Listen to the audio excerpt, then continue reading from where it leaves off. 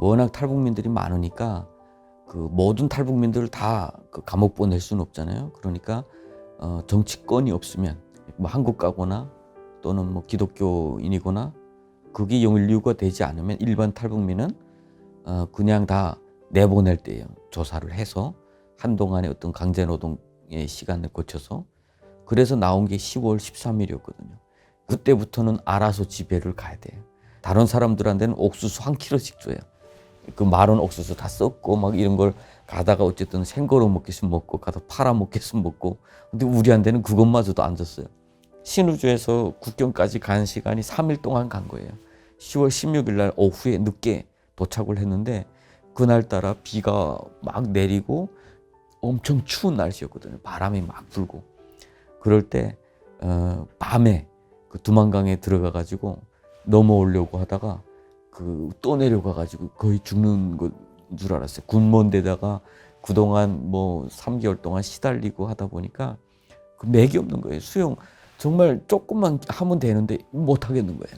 계속 그 이렇게 또 내려가니까 그래서 이건 내가 여기서 조금 더 발버둥 치다가 이게 더 체온증 와서 몸도 이제는 가눌 바람이 막 치고 하니까 그래서 다시 돌아가야 되겠다 하고 돌아갈 데는 없는데 어쨌든 돌아섰어요. 돌아서서 불켠 집이 있으면 일단은 좀 들어가야 되겠다라고 생각하고 가는데 나도 모르게 그러니까 그때 정신이 아찔아찔한 모양이야. 저절로 가다가 쿵 해서 눈 떠보면 내가 바닥에 이렇게 누워 있더라고. 그 벼뿌리 그때 벼 농사해가지고 벼를 다 이렇게 벤 곳에 막 쾅쾅 넘어졌으니까 다음날 일어나 보니까 여기저기 막 상처를 입고 그랬는데 그때는 하나도 그게 아픈지도 모르고 그래 보니까 변전소 여기서도 이렇게 변전소라 하죠. 전기를 이렇게 보내주고 거기에 경비선우라고 불을 켜져 있더라고요. 거기 막 두드려서 들어가니까 경비대 군인이 한 명이 그 추우니까 그 사람도 거기 들어와 있는 거야. 그리고 거기 근무 서는 사람 노동자들이 있고 그런데 들어가자마자 사람 있던 없던 그냥 그 불 떼가지고 그 아랫목에 이렇게 따구운데 거기다가 옷을 옆에다가 웃옷을 벗어놓고 그대로 쓰러졌어요. 정신이 잘 없었어. 한참 있다가 막 강제적으로 막 깨워서 이렇게 보니까 그 사람들이 이렇게 그 된장이나 뭐 이런 것에 물을 풀어가지고 뜨끈뜨끈하게 해서 주더라고요. 그래서 그걸 먹었는데 조금 나아. 근데 거기 사람들이 자꾸 말하는 거예요. 여기는 특별지구예요. 아무 사람이나 들어오면 안 돼. 이 변전소가 거기에 만약에 무슨 그 사고가 생기거나 그렇게 하면 거기 전기를 주는 데가 다 끊기는 거잖아. 그러니까 북한에서는 그 지역을 다 특별지역이라고 해서 잘 경비를 서거든요. 그러니까 나보고 지금 나가라고. 그런데 어디를 가겠어. 나는 다음날 아침까지 있었으면 좋겠는데 그런데 무조건 나가래요. 그러면서 어디 가서 저기 가면 뭐 어디 탈곡장이 있는데 거기 가서 자라해가지고 그날 저녁에 또 거기 찾아갔는데 거기에 있는 사람은 또 경찰을 불렀어. 그래서 다음날 아침에 경찰서에 끌려갔다가 경찰들이 너 여기서 얼렁거리면 또 잡아놓겠다 하면서 쫓아내더라고. 그래서 다시 그 아주 의지가지할 데 없는 그 회령시로 와서 이렇게 있는데 회령역이랑 가보면 꽃제비라고 있어요. 꽃제비. 북한에서 집 없이 막 떠도는 사람들이에요. 뭐 어디 가서 일해주고 임시 벌어서 먹거나 도둑질해서 먹거나 이런 분들인데 그런 분들이 내 옷차림을 보니까 중국에서 온 것 같고 하니까 나한테 옆에서 나 들으라는 식으로 왜 중국에 가는지 모르겠다 뭐 이러면서 그러니까 꽃제비한테도 막 이렇게 뭐 조롱을 받는 거지. 왜 중국에 가는지 모르겠다. 가왔자 이렇게 체포되면 이렇게 되는데 그런 뜻이지. 오늘은 가서 옥수수나 뭐 한 20kg 지어다가 뭐 술이나 바꿔 먹어야 되겠다. 뭐 이러면서 근데 그때 참 그 옆에 있는 게 마음이 좀 아주 짠하더라고요. 참 이게 대부분 많은 우리 북한 주민들이 사실 그렇게 사는 거잖아요. 이 정권이 잘못된 것도 모르고 자기 운명이 어떻게 되는 것도 모르고 비참한 줄도 모르고 그냥 우리처럼 탈북하는 사람들이 시대를 좀 바꾸고자 이렇게 발버둥 치는 사람들이 다 반역자 같고 그렇게 바라보는 거니까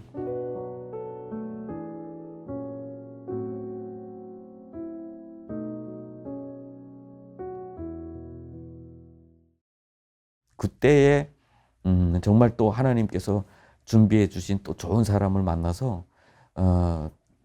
여기 오늘은 여기서 하룻밤, 다음 날엔 저기서 하룻밤 이렇게 재워가지고 10월 24일 날에 나를 넘겨줬어요. 넘어가라고 중국으로.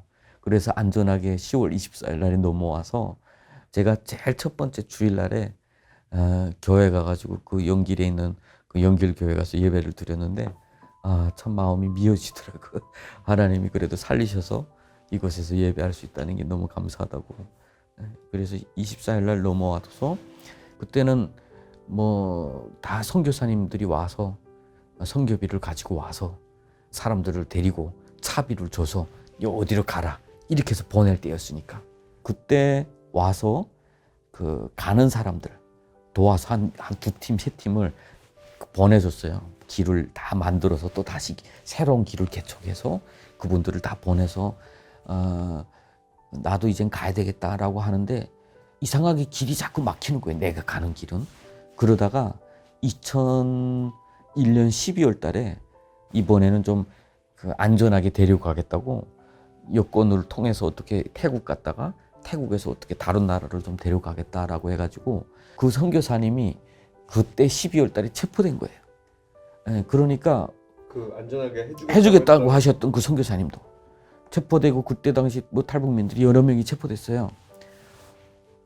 그렇게 체포되고 나니까 다음번에 또 데려가려고 그 선교사님이 데려가려고 조직했던 사람들이 다 나한테 연락 오는 거예요. 살려달라고. 자기네 갈 데가 없다고. 그런데 나는 또 갈 데 있는 사람은 아니잖아요. 그때 내가 보이부에서 했던 기도가 떠오르더라고.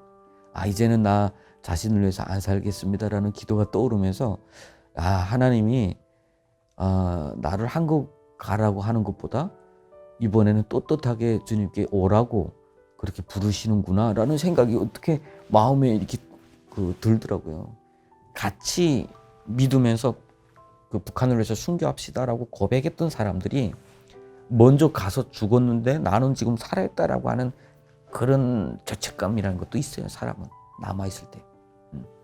그래서 이번에 내가 또 나 자신을 위해서 도망치다가 이번에 체포되면 내가 이번에는 기회가 없겠다라는 그런 생각이 있어가지고 그때부터 남아서 일을 하기 시작했어요.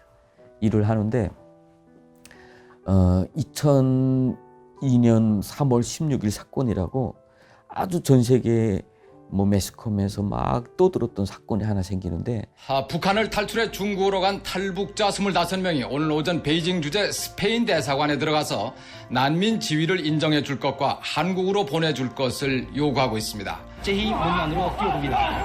경비원이 두 사람을 붙잡고 필사적으로 진입을... 그 사건이 뭐냐면 25명의 우리 탈북민들이 스페인 대사관에 뛰어들어간 사건이야. 진입한 사건. 그 경찰을 막 몰아내고 강제 진입한 사건이 생겼어요. 그러니까 그 한국 뉴스 전 세계에서 막 떠드니까 중국 당국에서 이런 자들을 엄격히 처벌하라는 지시가 떨어졌어요. 그래서 사방에서 우리 탈북민들이 그때 정말 많이 잡혔어요. 그리고 나도 우리 사람들을 데리고 그 하남성 정조로 해서 베트남으로 해서 베트남 한조를 보내놓고 두 번째 사람들을 지금 보내고 같이 지금 움직이다가 체포된 거예요. 체포됐는데 워낙 중앙에서 지시가 떨어지다 보니까 완전히 어마어마하게 체포된 거죠. 뭐 족쇄 차고 뭐 비행기로 막 끌려다니고 비행기로 막 호송당하고 그렇게 하면서 그때 체포돼서 그 해 2002년도 12월 달에 재판을 받았어요. 재판을 받았는데 그 한 1년을 기다렸어요. 판결문 내려올 때까지. 그러면서 그 많은 사람들이 나는 북송시킬 거라고 그랬어요. 그러니까 북한 사람이니. 그래서 나는 북송될 줄 알고 있었고 간수들도 야 너는 북송될 거니까 좋은 거 있으면 많이 먹어라 이렇게 간수들도 그랬고. 그런데 이제는 떳떳하게 갈 수 있잖아요. 웃으면서 갈 수 있잖아요. 북송되거나 아니면 정말 기적이 일어나면 풀려나거나 2003년 12월 달에 12월 9일 날 내 기억에도 재판 판결문이 온 거예요. 이름 불러서 나갔더니 판결문을 읽어줘요. 12년 참 마음이 답답하기도 하더라고요. 나는 그냥 깨끗이 가면 좋겠다 이런 마음이 있었는데 이제는 판결문이 떨어졌으니까 이제는 뭣도 없어. 이제는 12년을 살아야 되는 거예요, 감옥에. 그래서 판결문을 가지고 딱 들어오니까 사람들이 이렇게 입구에서 딱 들어오니까 다들 긴장한 눈치로 나를 바라보는 거예요. 그 감옥에는 그런 게 있어요. 판결문 떨어지는 거에 따라서 지옥과 천국이 나뉘는 거예요. 그러니까 어떤 사람은 중국은 사형을 많이 하잖아요. 그러니까 이 사람이 그 사형 판결을 받으면 딱 판결문 받고 들어올 때 사형이 하게 되면 다들 거기서 근심이죠. 저 사람 죽겠구나. 그런데 나도 딱 들어오니까 어떻게 됐어? 물어봐서 12년 하니까 다들 우와 잘 됐다 박수를 쳐서요. 북송되는 줄 알았는데 12년 박수를 받은 거예요. 내가 북송은 곧 사형받는 거고 내가 12년 받았다는 건 곧 살았다는 의미니까 다 칭찬 이렇게 받은 거예요. 그러니까 마음이 복잡하죠. 장춘에 이제 감옥에 갔는데 거기에 들어가 보니까 환경이 더 열악한 거야. 사람들이 또 거기는 장기수 감옥이라서 10년 가지고 온 거는 당장 갈 사람이야, 집에. 다 18년씩 막 이렇게 실형을 산 사람들이 실제적으로 10년, 18년, 막 20년 산 사람들도 있어요. 그리고 무기도형, 뭐 사형 집행유예, 뭐 이런 사람들이 막 와 있고. 그러니까 얼마냐 해서 10년이라니까 이거 놀러 왔구나 그런 거예요. 나보고.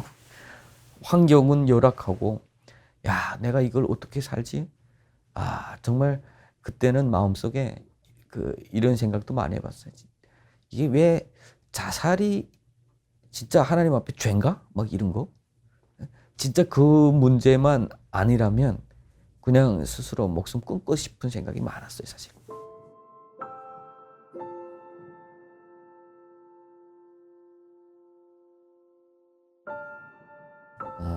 이게 나는 나름대로 감옥 바깥의 세상에 대한 어떤 기대도 안 하고 살았어요.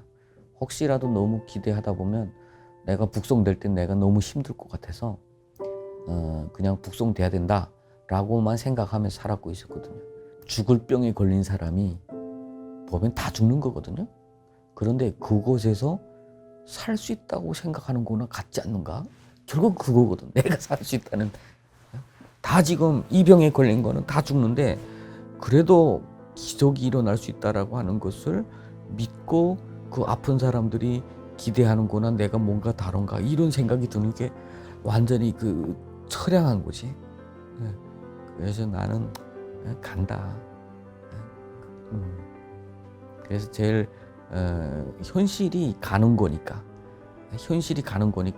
가지 않는다라고 생각하면 내가 갈 때 내가 얼마나 힘들겠어요. 그러니까 그렇지 않으려고 나는 가야 되는 사람이야. 스스로 늘 이렇게 일깨워주면서 살았던 거지, 감옥 생활. 그러니 감옥 생활이 더 힘들 수밖에 없었죠. 2006년 9월 달에 나하고 같이 같은 일로 체포되신 분이 있어요. 그분은 4년을 받았어요. 나는 12년을 받고 2006년도면 형기가 만기가 되니까 항상 이분은 그 마음속에 두려움이 있었던 거예요. 형기 만기되면 북송돼야 되잖아요. 그러니까 중국 당국에다가 난민 신청서를 썼어요. 그러니까 이것을 쓰면 혹시 들어줄 수도 있겠다. 이걸 가지고 썼는데 오히려 이게 들어진 게 아니라 아래 사람들이 딱 보고 얘를 두고 있으면 안 되겠다 이렇게 생각을 한 거예요.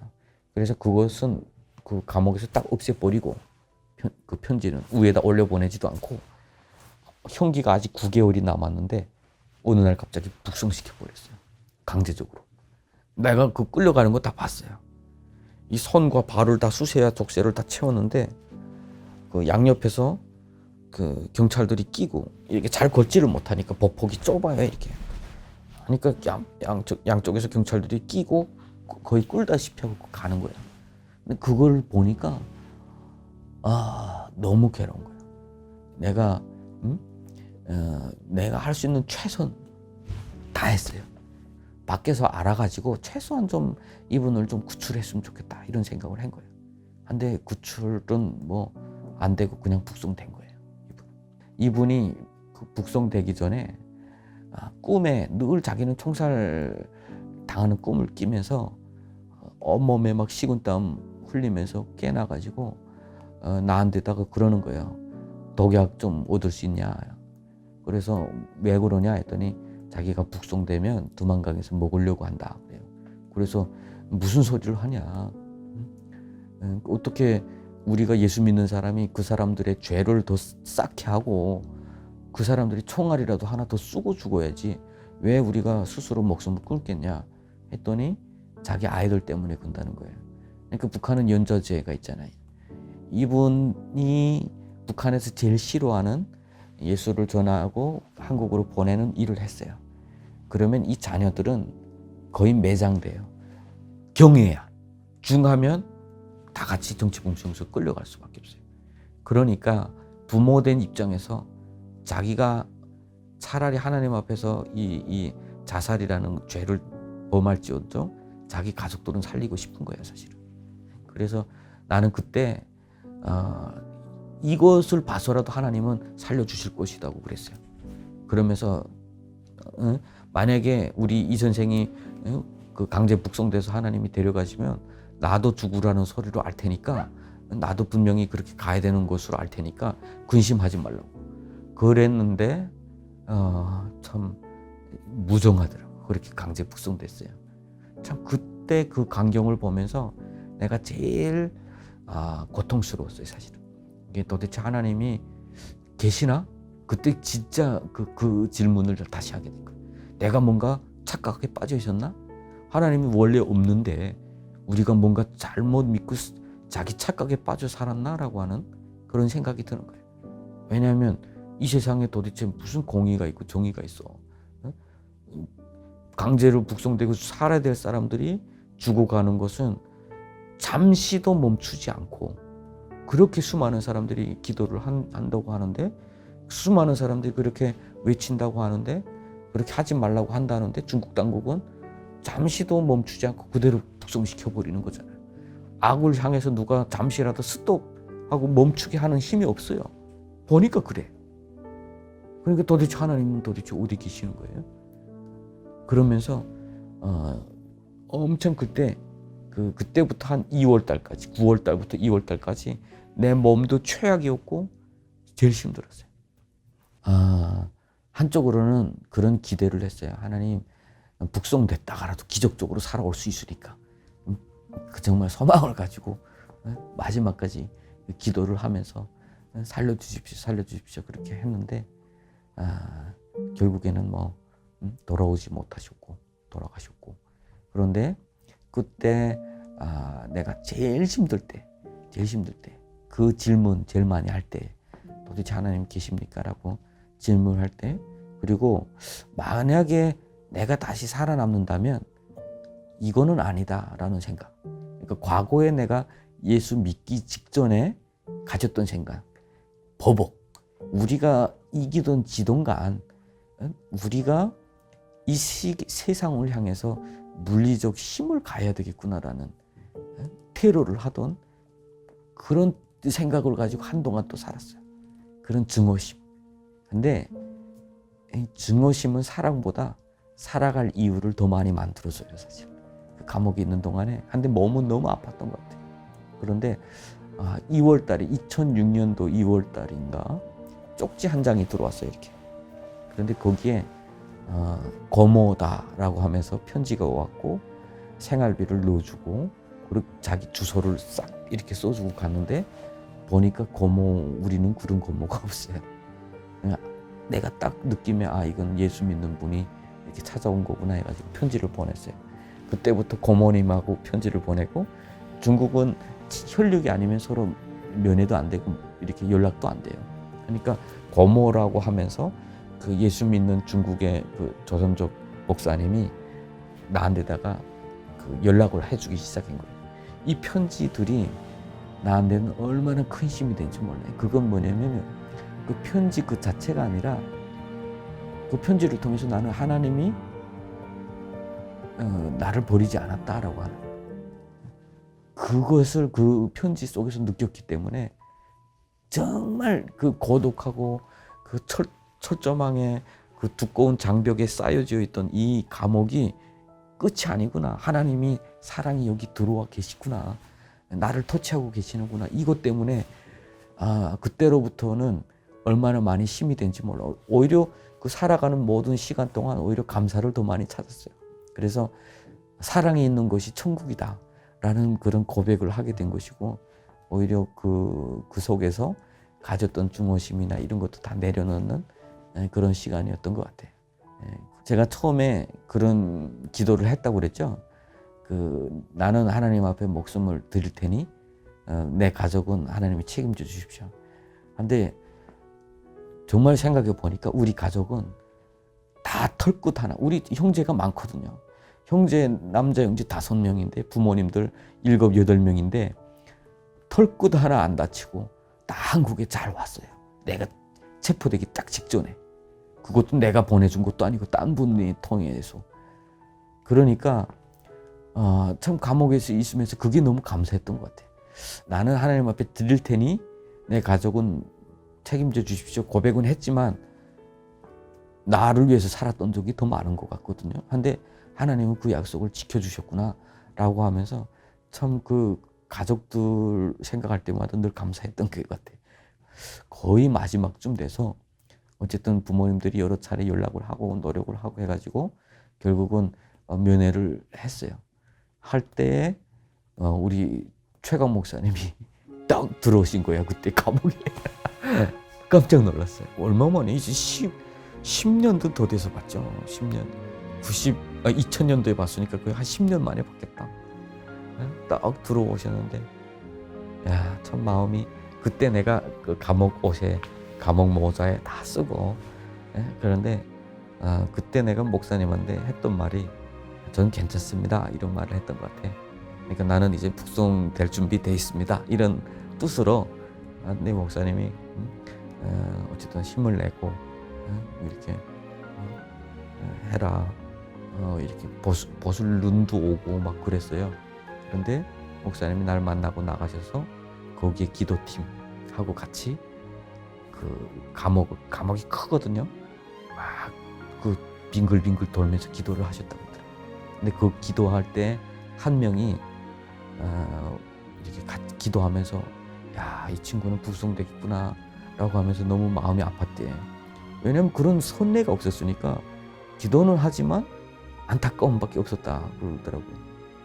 그래서 참 그런 사랑들이, 그리고 목사님도 참 어려우면서도 생활비 계속 보내오셨고 한동안 또 뭐 편지도 또 보내오시고 한국의 이야기도 이렇게 보내주시고, 제가 나와서 보니까 야, 참 그때 목사님이 참 어려운 삶을 살았을 텐데 이렇게 보내주셨구나 라고 이렇게 생각이 되더라고요.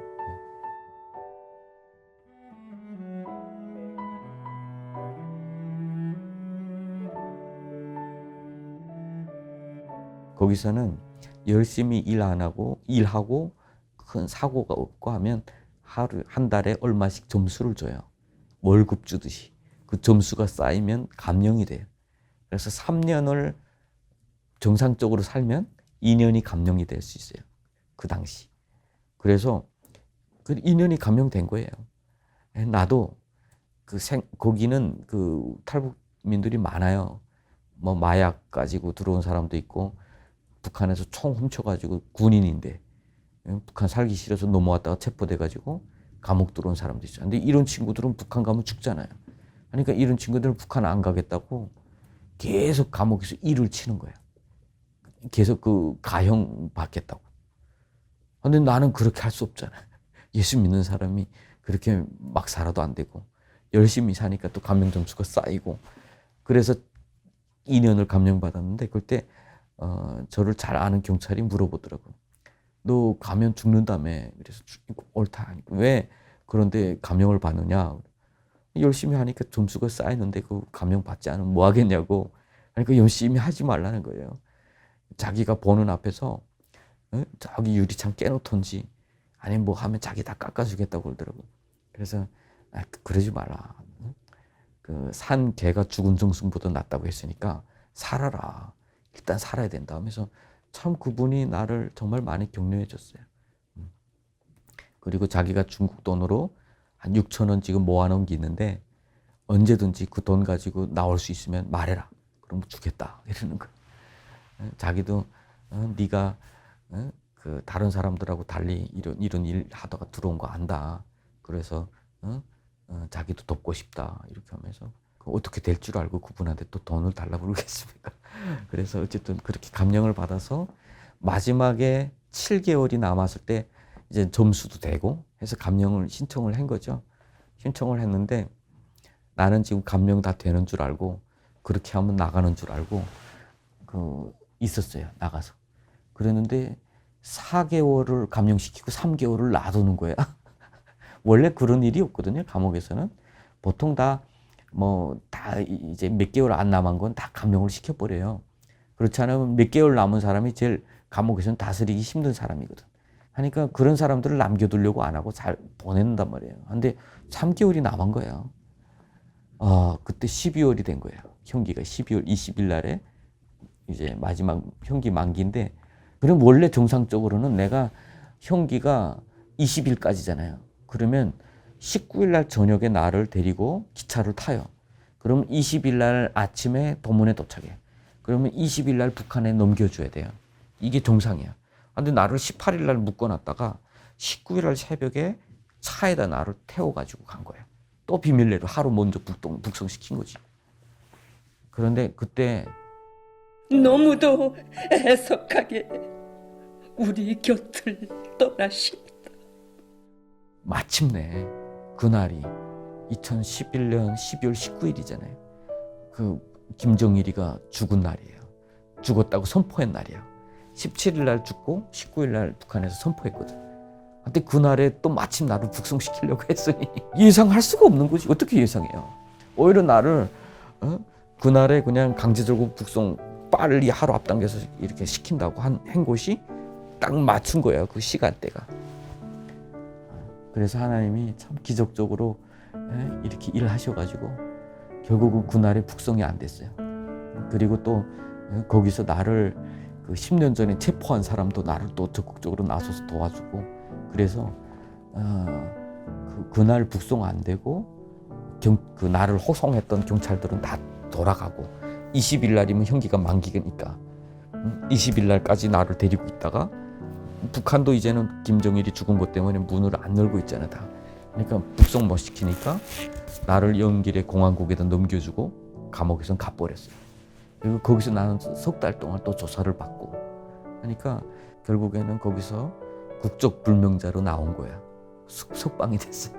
3월 16일이에요. 그날이 또 3월 16일 날 풀려 나와가지고 공안들이 나를 데리고 공항까지 넣어주고, 이게 도중에 비행기 내리라고 할까봐 두렵더라고. 이게 북한에 뭐 죽으면 죽으리라 이렇게 됐을 때는 또 모르겠는데 산다 생각하니까 그때부터 두려운 거야. 막상 그 비행장 딱 통과해가지고 경찰들이 지키는 통과해서 이제는 비행기 타는 데까지 들어오니까 딱 앉아서 움직이질 못했어. 공안이 또 올까봐. 저쪽에 들어오는데 보고 있었어. 혹시 또 들어와서 와야 내려와 이렇게 할까봐. 근데 일단은 탔어요. 비행기 부앙 떠났어.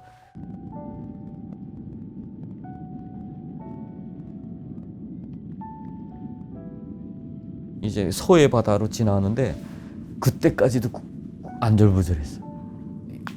그래서 막상 여기는 이제 한국이다 하니까 그래서 딱 도착한 게 4월 17일.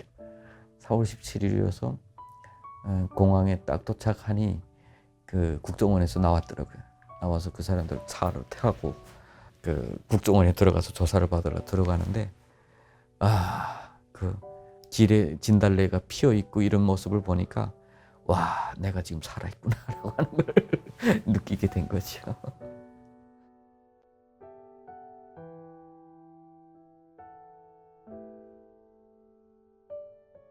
이거 나보고 자꾸 간첩이 아니네. 그래서 왜 그러냐 했더니 왜 자꾸 죽을 때 살아왔느냐는 거야. 그래서 하나님이 살려주셨다 하니까 그건 안 된대. 자기를 좀 납득시켜야 된대. 북한에 나갔을 때 어떻게 살아왔냐. 정상적으로 보면 그 기독교를 이렇게 인도했던 리더가였고 탈북자들을 한국에 보냈던 사람이었고, 그런데 어떻게 거기에서 살아왔냐. 그리고 두 번째, 이번에는 또 어떻게 감옥에 갔고 어떻게 돼서 이렇게 살아왔냐. 그런 것들과 감옥에서 만났던 사람, 뭐 이런 이야기를 하느라고 독방에서 한 20 며칠이 쓴 것 같아요.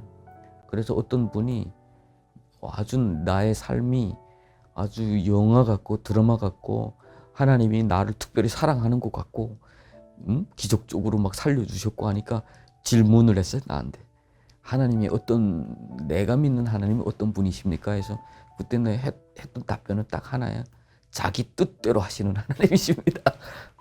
그 말 들을 때 나도 모르게 그 억울함, 어떤 그런 그 요나의 어떤 고백과 같은 하나님은 긍휼이 많으시고 하면서도 불평하는 그 마음이 나한테도 하나님은 자기 뜻대로 하는 분이 그게 맞아요.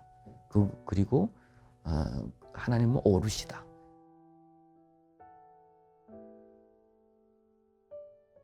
깊이 감옥 속에서 성찰했던 시간이 있어요. 그게 뭐냐면 내가 크리스천인가? 아니면 내가 민족주의자인가? 이 두 가지 질문에 나는 민족주의자에 더 가까운 것 같아. 나라와 민족을 위해서 내 목숨을 다 바치고 싸우고 싶었고, 그런데 내가 진짜 크리스천인가라고 할 때는 이게 흔들리는 거예요.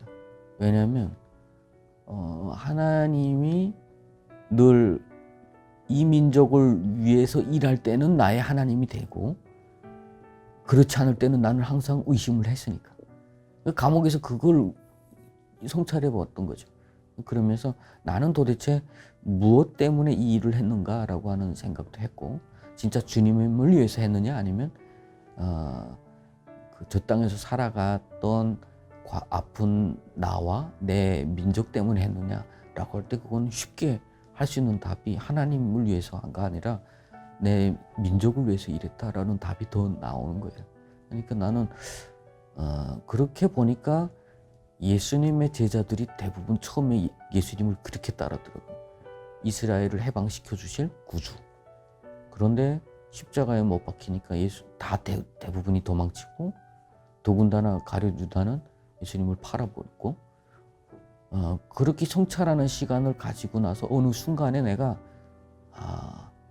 이 모든 것을 다 버려야 되겠구나. 내가 지금 죄를 짓고 있었구나, 하나님 앞에. 하나님 뜻과 상관없는 일을 했었구나 라고 하니까 그게 얼마나 힘들겠어요. 그땐 진짜 죽었다 다시 태어나는 느낌을. 죽는다는 게 뭐냐면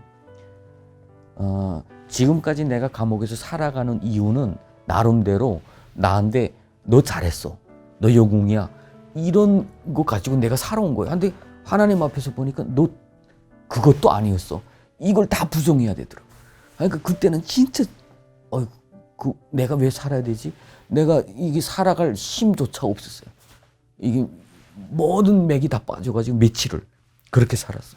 그러면서 깨달은 게 뭐냐면, 그래, 하나님이 하시는 것을 따라야 되는데, 내가 하나님을 믿는 사람이라면 지금까지는 내가 오히려 하나님을 이용하는 사람이었구나.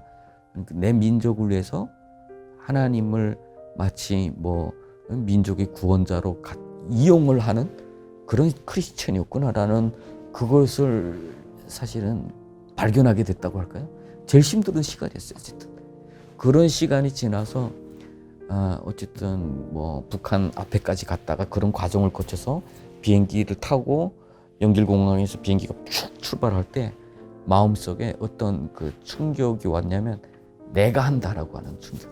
내가 한다라고 하는. 하나님이 나한테 주시는 그런 그 메시지, 내가 한다라고 하는 그런 메시지가 제일 강하게 왔던 것 같아요. 왜냐하면 감옥에서 내가 감옥 들어가기 전에 내가 사람들을 보내다가 체포되고 막 이럴 때마다 하나님 앞에 몇천 년이 지나면 우리 민족의 문제는 다 해결됐겠죠. 북한도 언젠가 바뀌고, 그러면 지금 죽는 사람들에 대해서 누가 책임지겠습니까? 내가 하나님 앞에 했던 기도가 그거예요. 그러면 지금 하나님이 때가 안 돼서 못하거나 하나님이 능력이 없어서 못하면 내가 하겠습니다. 사실 젊었을 때 내가 이 끌려가는 사람들, 죽어가는 사람들 보면서 가졌던 생각이 그거거든. 하나님 못하면 내가 할게요. 그런데 한 게 없잖아요. 한 것도 없고 체포돼서 감옥 생활하고 그런데 비행장에서 비행기가 떠날 때 하나님께서 내가 하고 있다라고 하는 그런 메시지가 가슴이 울컥하면서 나를 이렇게 두드린 거지. 그래서 지금 어떻게 보면 너무 이렇게 일을 할 때 보면 팍팍팍팍 해나가지 않고 뭔가 두려워하는 것듯이 우유부단하듯이 이렇게 생각하는 분들이 꽤나 있어요. 근데 나는 하나님보다 앞서지 않으려고 그 아주 10년의 교훈이지. 그러니까 하나님 하시게 하라. 그게 완벽한 거다. 한국에 와 보니까 그거 제일 많이 느꼈어요. 또 우리가 목숨 바쳐서 그렇게 많은 사람들 구출한 뭐래요. 와서 다 자살하고 정착 못하고 저 북한 땅에서 배고파서 넘어왔는데 중국 땅에서 안전하지 않아서 넘어왔는데 배부르고 안전한 이 땅에서 스스로 목숨을 끊고 자포자기하고 그런 삶을 바라보면서 저는 충격에 빠진 거죠. 그러면서 제가 느꼈던 것이 정말 사람은 떡으로만 사는 것이 아니구나라고, 하나님의 말씀으로 살아야 되는구나.